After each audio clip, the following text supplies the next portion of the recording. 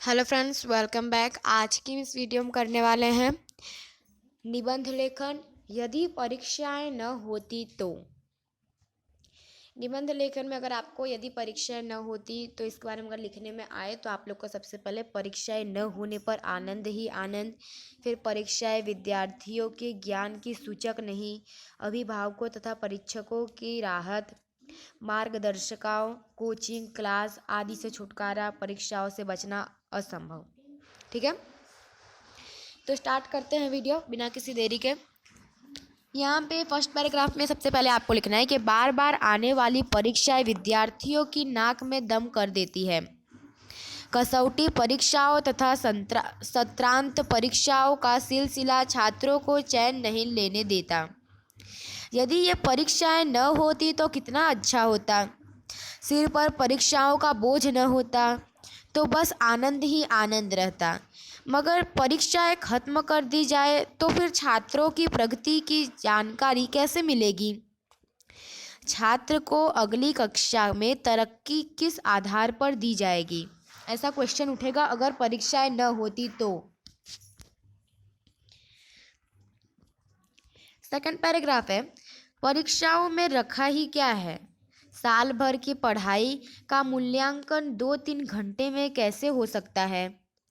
परीक्षाओं में सफल होने वाले विद्यार्थी में भी ज्ञान शायद ही दिखाई देता है। उन्हें मिली सफलता उनके ज्ञान और बुद्धि को नहीं, उनकी रटने की शक्ति को दर्शाती है। आज के विद्यार्थी केवल परीक्षार्थी बनकर रह गए हैं। वे केवल परीक्षा में पास होने के लिए ही पढ़ते हैं। कुछ तो बिना पढ़े निकल करके या किन्हीं अन्य उपायों से भी सफल हो जाते हैं। इसलिए उनको आधुनिक परीक्षाओं को ज्ञान का दर्पण नहीं कहा जा सकता।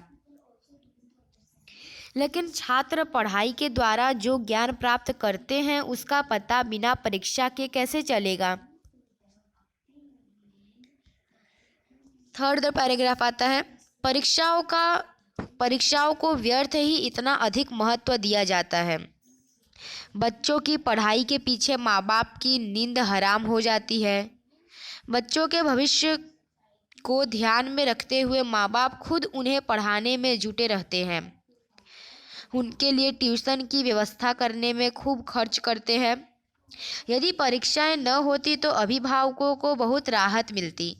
इतना ही नहीं, परीक्षकों को भी उत्तर पुस्तिकाएं जांचने में अपनी आंखें न फोड़नी पड़ती। लेकिन परीक्षाओं की झंझट न होती तो कोई भला पढ़ता ही क्यों?